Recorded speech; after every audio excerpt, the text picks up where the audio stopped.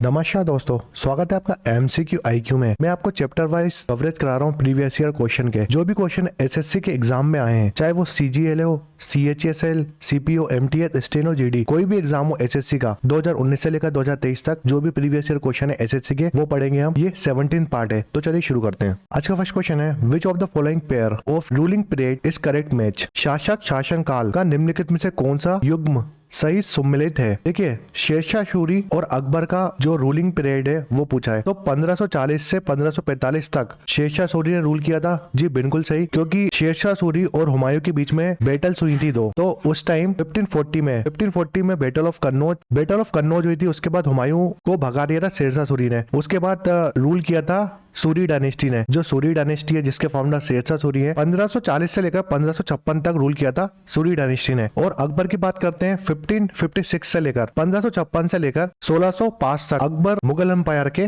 राजा थे। तो ये दोनों ऑप्शन सही है। इसका करेक्ट आंसर है both first and second is correct. Shershah Suri की बात करते हैं, जो सूरी डायनेस्टी है उसके फाउंडर है शेरशाह सूरी। इन्होंने तो काफी इंपोर्टेंट बैटल लड़ी है हुमायूं के साथ में। तो पहली बैटल कौन सी थी? पहली बैटल थी battle of Chausa. Battle of Chausa 1539 में लड़ी थी हुमायूं और शेरशाह सूरी के बीच में। और दूसरी बैटल थी बैटल ऑफ कन्नौज, ये 1540 में लड़ी गई थी और दोनों बैटल शेरशाह सूरी ने जीती थी। देखिए, शेरशाह सूरी का टॉम पूछता है, काफी इंपोर्टेंट क्वेश्चन है कि जो शेरशाह सूरी का मकबरा है, टॉम कहाँ पर है? तो वो सासाराम टाउन है बिहार में, वहां पर है शेरशाह सूरी का मकबरा। देखिए, एक और क्वेश्चन आता है, जो शेरशाह सूरी है उसका ओरिजिनल नेम क्या है? उनका ओरिजिनल नेम फरीद है। ये बहुत इंपोर्टेंट क्वेश्चन है। ओरिजिनल नेम पूछता है, शेरशाह सूरी का फरीद है और इनको शेरशाह का टाइटल मिला था। अकबर की बात करते हैं, 1556 से लेकर 605 तक इन्होंने रूल किया है मुगल डायनेस्टी में। देखिए, अकबर ने बहुत ज्यादा कंस्ट्रक्शन कराया है, जैसे फतेहपुर सीकरी को कंस्ट्रक्शन कराया था और इसको 1569 में इसको कैपिटल बना लिया था अकबर ने। बुलंद दरवाजा बनाया था अकबर ने। इन्होंने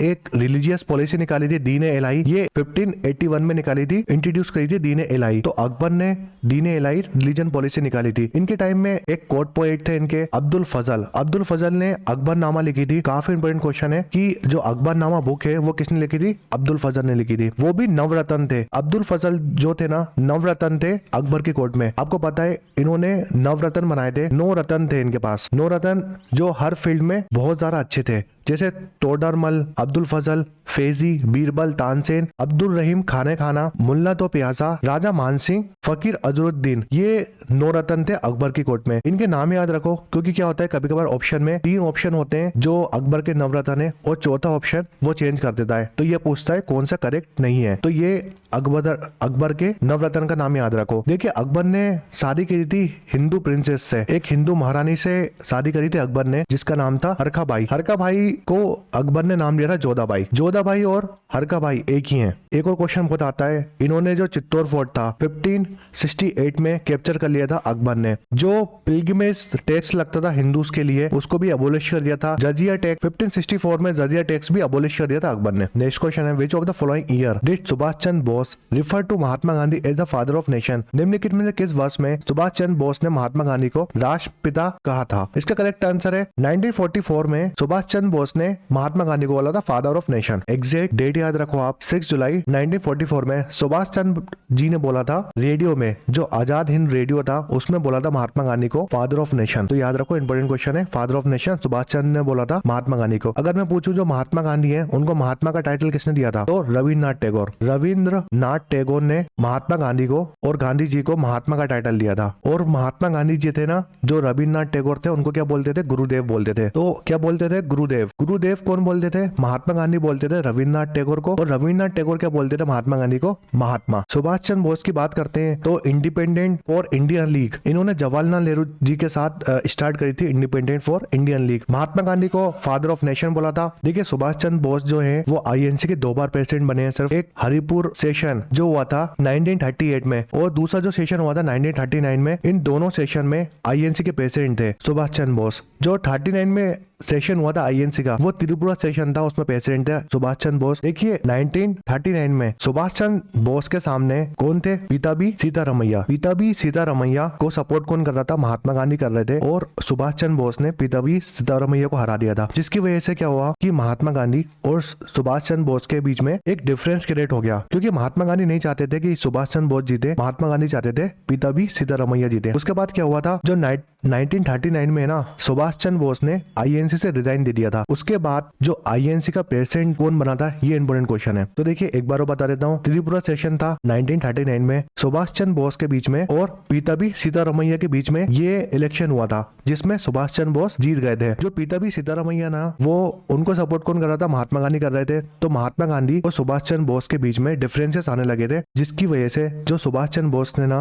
उन्होंने 1939 वाला जो त्रिपुरा सेशन था उससे रिजाइन कर दिया था। जब इन्होंने रिजाइन करा ना, तो नए आईएनसी के प्रेसिडेंट कौन बने? ये क्वेश्चन है। तो राजेंद्र प्रसाद, ये क्वेश्चन बहुत आता है। राजेंद्र प्रसाद जी आईएनसी के नए प्रेसिडेंट बने थे त्रिपुरा सेशन के 1939 में, जब सुभाष चंद्र बोस ने रिजाइन कर दिया था। काफी इंपोर्टेंट क्वेश्चन है, याद रखो। आपको पता है इंडियन आर्मी, जिसको आजाद हिंद फौज बोलते हैं, उसको ज्वाइन करा था 1943 में सिंगापुर में आजाद हिंद फौज को ज्वाइन किया था सुभाष चंद्र बोस ने, और स्लोगन दिया था दिल्ली चलो, और जय हिंद का स्लोगन दिया था सुभाष चंद्र बोस ने। दोनों स्लोगन काफी फेमस हैं। इनकी एक ऑटोबायोग्राफी है, बहुत इंपॉर्टेंट है, इंडियन स्ट्रगल ऑटोबायोग्राफी है सुभाष चंद्र बोस की। नेक्स्ट क्वेश्चन है, in 1498 Vasco da Gama a Portuguese explorer that discover a route to. 1498 में एक पुर्तगाली खोजकर्ता वास्को डी गामा ने देश के लिए एक मार्ग खोजा था। देखिए जो वास्को डी गामा थे वो 1948 में आए थे। कहां पर? इंडिया में। इसका करेक्ट आंसर ऑप्शन है इंडिया। वास्को डी इंडिया आए थे कैलीकट में। कैलीकट में कौन सा जो रूलर था उस टाइम रूल कर रहा था? तो हिंदू रूलर था कैलीकट में, जिसका नाम था ज़ैमोरिन। काफी इंपोर्टेंट क्वेश्चन है। 1948 में ज़ैमोरिन रूल कर रहा था जब वास्को डी गामा कैलीकट आया था और इंडिया का रूट खोजा था उसने। तो कौन सा रूट खोजा था? यूरोप टू इंडिया वाला रूट खोजा था वास्को डी गामा ने। देखिए जो पोर्चुगीज थे ना, वो इंडिया कब आ गए थे? वो इंडिया तो आ गए थे 1948 में। उसके बाद जो फर्स्ट कैपिटल थी 1502 में उन्होंने कौन सी बनाई थी? कोची बनाई थी। याद रखो उन्होंने कोची बनाई थी कैपिटल अपनी 1502 में। अगर मैं पूछूं जो पोर्चुगीज थे ना, उनने गोवा कब कैप्चर किया था? गोवा को कब जीता था? तो गोवा को इन्हें जीता था 1510 में। याद रखो इंपोर्टेंट क्वेश्चन है। जो पोर्चुगीज थे उन्होंने किसको हराया था? आदिल शाही डायनेस्टी। जो आदिल शाह और बिरजापुर थे उनका रूल था गोवा में, और 1510 में पोर्चुगल ने उनको हरा के गोवा में कब्जा कर लिया था और अपनी कैपिटल शिफ्ट कर ली थी गोवा में। देखिए अगर मैं क्वेश्चन पूछूं जो पोर्चुगल थे ना, वो छोड़ के कब गए थे गोवा को? तो गोवा को आजाद किया था हमने कब? 19 दिसंबर 1961 में गोवा को हमने आजाद कर लिया था पोर्चुगीज से। काफी इंपोर्टेंट क्वेश्चन है, ये दोनों क्वेश्चन याद रखो। एक और क्वेश्चन आता है, फर्स्ट गवर्नर कौन थे पोर्चुगीज के? तो फ्रांसिस्को अल्मीडा जिसने the policy of blue water की पॉलिसी दी थी। काफी इंपोर्टेंट क्वेश्चन है। अगर मैं बात करूं पोर्चुगीज आए थे इंडिया 1498 में, इंग्लिश जिसको हम ब्रिटिश बोलते हैं 1600 में आए थे, डच आए थे 1602 में, डेनिश 1616 में आए थे, और फ्रेंच आए थे 1664 में। तो ये अराइवल जो ईयर था वो भी याद रखो आप। नेक्स्ट क्वेश्चन है, 1873 में सत्य शोधक समाज की स्थापना देश में हुई थी। इन 1873 द सत्य शोधक समाज वॉज एस्टेब्लिश इन देश। तो सत्य शोधक समाज 1873 में बना था। कहां पर? बॉम्बे में। काफी इंपोर्टेंट क्वेश्चन है। सत्य शोधक समाज के फाउंडर कौन है? ये बहुत ज्यादा इंपोर्टेंट क्वेश्चन है। ज्योतिबा फूले ने सत्य शोधक समाज बनाया था। और कब बनाया था? ये महाराष्ट्र बॉम्बे में बनाया था 24 सितंबर 1873 में। नेक्स्ट क्वेश्चन है, जियाउद्दीन बरानी road his Chronicle first in 1356 and another version dash year later. Ziauddin बरानी ने अपना इतिहास पहली बार 1356 में लिखा था। दूसरा संसारण डैश वर्ष बाद किया था। देखिए जो क्रोनोलॉजिकल हिस्ट्री लिखी थी जियाउद्दीन बरानी ने, पहला लिखा था जो फर्स्ट सेशन था उसका, यह फर्स्ट चैप्टर था 1556 में लिखा था, और दूसरा जो वर्जन था उसका कब करा था? 2 साल बाद करा था। इसका करेक्ट आंसर है 2 ईयर लेटर। जियाउद्दीन बरानी ने अपना फर्स्ट वर्जन लिखा था हिस्ट्री क्रॉनिकल का 1556 में। इसके बाद क्या होता? 2 साल बाद इनने जो सेकंड वर्जन था इसका निकाला था 2 साल बाद, मतलब 1358 में। मगर जो सेकंड वर्जन था ना, वो हमको मिला कब था? 1960 में मिला था। दोनों क्वेश्चन अलग है, कंफ्यूज मत होना। इन्होंने लिखा था 1358 में, 1358 में, मगर हमको मिला था 1960 में। देखिए जो जियाउद्दीन बरौनी थे वो पॉलिटिकल थिंकर थे मोहम्मद बिन तुगलक की कोर्ट में, फिरोज शाह की कोर्ट में।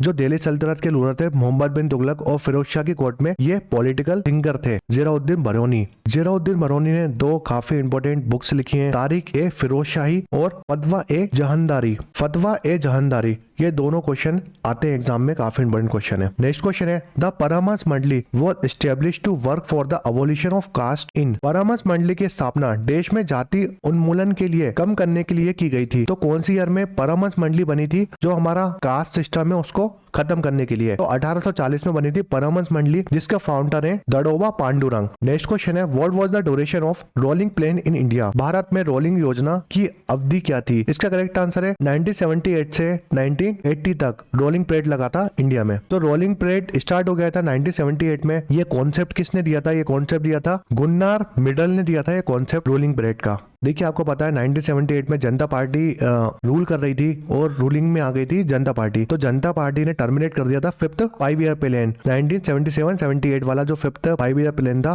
जनता पार्टी ने इसको टर्मिनेट कर दिया था और लॉन्च कर दिया था 6th 5 ईयर प्लान 1978 से लेकर 1883 तक। इस परेड को बोलते हैं रोलिंग प्लेन। जो रोलिंग प्लेन था ना, आईएनसी ने इसको रिजेक्ट कर दिया था क्योंकि जनता पार्टी बहुमत में थी। नेक्स्ट क्वेश्चन है who among the following was the founder of Khanwa dynasty. निम्नलिखित में खानवा वंश की संस्थापक कौन थे? इसका करेक्ट आंसर है वासुदेव खानवा। इसको बोलते हैं वासुदेव खानवा, जो खानवा डायनेस्टी के उसके फाउंडर थे।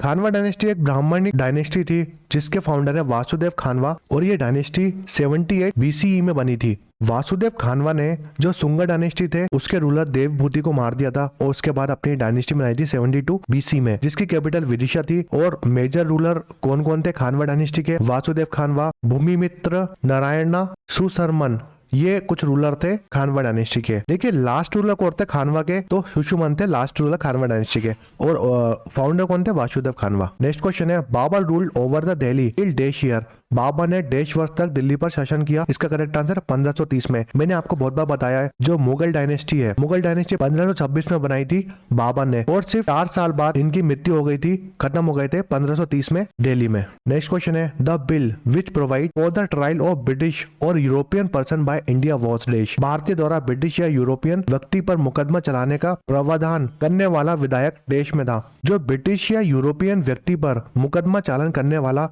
जो बिल इंट्रोड्यूस हुआ था भारतीयों के लिए, वो एल्बर्ट बिल बोलते हैं जिसको हम। देखिए एल्बर्ट बिल की बात करते हैं, ये इंट्रोड्यूस हो गया था 1883 में और उस टाइम वॉइस रॉय कौन थे? कौन सा वॉइस रॉय ने इंट्रोड्यूस किया था? लॉर्ड रिपन ने इसको इंट्रोड्यूस किया था। याद रखो काफी इंपोर्टेंट क्वेश्चन है। तो एल्बर्ट बिल किसने इंट्रोड्यूस किया था? 1883 में लॉर्ड रिपन ने किया था। देखिए पहला सब्जेक्ट उठाया मैंने हिस्ट्री। हिस्ट्री के चैप्टर वाइज क्वेश्चन जो प्रीवियस ईयर क्वेश्चन आ चुके हैं वो पढ़ा रहा हूँ मैं आपको। तो लगभग हम 170 क्वेश्चन कर चुके हैं। ये 17 पार्ट था। तो वीडियो पसंद है तो लाइक करें, शेयर करें, सब्सक्राइब करें और एसएससी में इससे क्वेश्चन जरूर आएंगे, मैं लिख के दे सकता हूँ। तो वीडियो पसंद है तो लाइक करें, शेयर करें, सब्सक्राइब करें एमसीक्यू आईक्यू को। Thanks for watching MCQ IQ.